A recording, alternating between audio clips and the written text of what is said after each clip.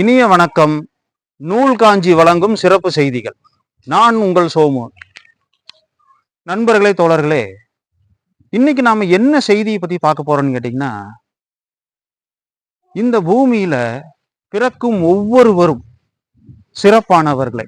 அவர்கள் பிறக்கும் போதே எந்த ஆற்றலோடையும் பிறப்பதில்லைங்க. அவர்கள் வளரும் ஒவ்வொரு நாளும் அவர்கள் தங்களுடைய ஆற்றலை வளர்த்துக் கொள்கிறார்கள். அப்படி வளர்த்தி கொள்வதற்கு அவர்களுக்கு தேவை மனோதிடம். இந்த மனோதிடம் சில நேரங்களில் சில இடங்களில் அது குறைந்து விடும். பொதுவா நாம நல்ல பயிற்சி எடுத்திருப்போம், நம்ம மேல எந்த தவறுமே இருக்காது. ஆனா நம்மளை பாதிக்கும்படியாக அந்த செயல் நடந்து விடும். யாரு மேலேயோ இருக்கும் கோபத்தை நம்ம மேல காட்டிடுவாங்க. இப்படி எல்லாம் காட்டும் பொழுது என்னன்னு கேட்டீங்கன்னா, நம்ம மனம் அன்னைக்கு வருத்தப்படும். இதுதான் மனோதிடம் வேண்டும் என்று சொல்வார்கள். இந்த மனோதிடத்தை பாத்தீங்கன்னா நம்ம பாட்டி மிக அழகாக சொல்றாங்க. அவரை நம்ம பாட்டின்னு தான் முதல்ல சொல்லணும். இந்த பாட்டி என்ன சொல்றாங்க பாருங்க. அரிதாது கேட்கின் வரிவடி வேலோய் அப்படிங்கிறாங்க. அரிதாய் கேட்கின் வரிவடி வேலோய் என்றால், இந்த வேலோய்னு வச்சுக்கோங்களேன், தமிழ்ல இதற்கு வேல் என்று பொருள். பொதுவா நம்ம வேல்னா என்ன நினைப்போங்க? முருகன் கையில் இருக்கும் வேல் தான் நம்ம நினைப்போம். தமிழ்ல இதற்கு வேறொரு பொருள் உண்டு. எப்படின்னு கேட்டீங்கன்னா, இந்த வேலுக்கு ஆழ்ந்து சிந்தித்து அகன்ற பார்வை கொண்டு கூர்ந்து செயல்படு அப்படின்னு தமிழ்ல இப்படி இதற்கு ஒரு பொருள் உண்டு. அதற்கு வேல் என்று சொல்வார்கள். அரிதரிது மானிடர் ஆதல் அரிது. அடுத்த வரி, அரிதரிது மானிடர் ஆதல் அரிது. மானிடர்னா சேத்தல்னு ஒரு பொருள் இருக்குதுங்க. நீங்கள் உங்களுடைய சக்திகளையும் உங்களுடைய ஆற்றல்களையும் ஒருங்கிணைக்க வேண்டும். மானிடர் ஆயினும் கூன் குருடு செவிடு பேடு நீக்கி பிறத்தல் அரிது. இங்க பேடுனா என்னன்னு கேட்டீங்கன்னா, தாயின் கருவறைக்குள் இருக்கும் குழந்தை பாத்தீங்கன்னா ஆனா பெண்ணான்னு நமக்கு தெரியாது. அந்த குழந்தை தாயின் வயிற்றுக்குள்ளிருந்து பிறந்து வெளியே வந்ததுக்கு அப்புறம் தான் நமக்கு அது என்ன குழந்தைன்னே தெரியும். அப்படி தாயின் வயிற்றுக்குள் இருக்கும்போது அதற்கு பெயர் பேடு என்றுதான் பெயர். அந்த பேடு பாத்தீங்கன்னா கூன் விழுந்தோ அல்லது குருடாகவோ செவிகள் பாதிக்கப்பட்டோ அந்த குழந்தை பிறந்தால், பிறப்பதை விட நல்ல நிலையில் பிறந்தால் சிறந்தது என்று ஔவையார் சொல்கிறார். அதற்காக இப்படி ஔவையார் சொல்கிறார். அடுத்து பாருங்க, பேடு நீக்கி பிறத்தல் காலையும் ஞானமும் கல்வியும் நயத்தல் அரிது அப்படிங்கிறாங்க.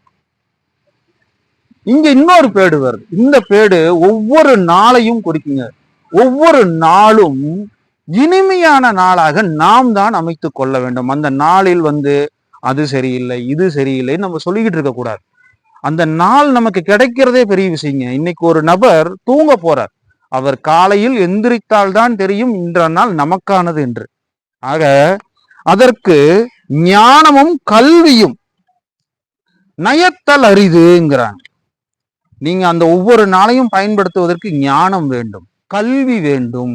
இந்த கல்வி பாத்தீங்கன்னா, இன்னைக்கு நாம தமிழ் கல்வினா தமிழ் கல்வி மட்டும் கத்துக்கிறோம், ஆங்கில கல்வினா ஆங்கில கல்வி மட்டும் கத்துக்கிறோம், இந்தி கல்வினா இந்தி கல்வி மட்டும் கத்துக்கிறோம். ஆனால் நமக்கு என்ன கல்வி வேண்டுமோ பிற கல்விகளையும் நாம் கற்றுக்கொள்ள வேண்டும். எந்த கல்விகளை நாம் கற்றாலும் அது இலக்கணம் சார்ந்து இருக்க வேண்டும். ஞானமும் கல்வியும் நயந்த காலையும் அதில் தானமும் தவமும் தான் செயல் அரிது.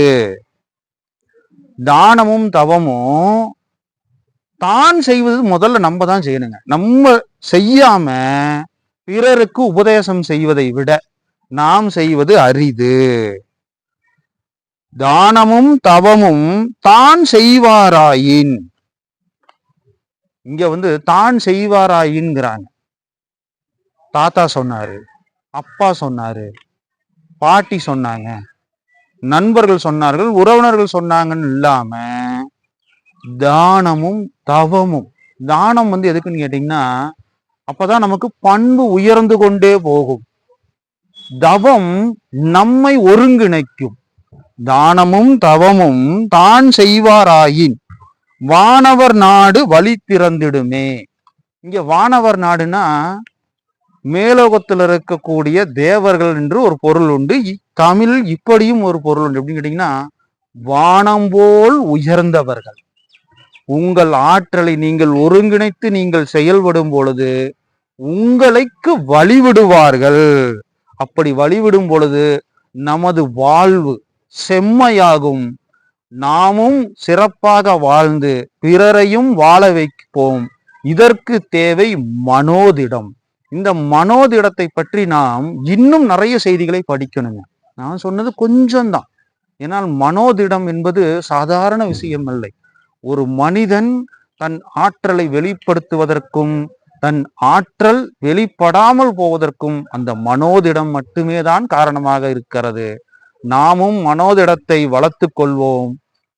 இந்த செய்தி, நான் சொன்ன இந்த செய்தி உங்களுக்கு பிடித்திருந்தால் ஒரு ஷேர் பண்ணுங்க, ஒரு லைக் பட்டனை தட்டி விடுங்க, கமெண்ட் பண்ணுங்க, நோட்டிபிகேஷன் பட்டனை ஆன் பண்ணி வச்சுக்கோங்க. நன்றி, வணக்கம், மீண்டும் சந்திப்போம்.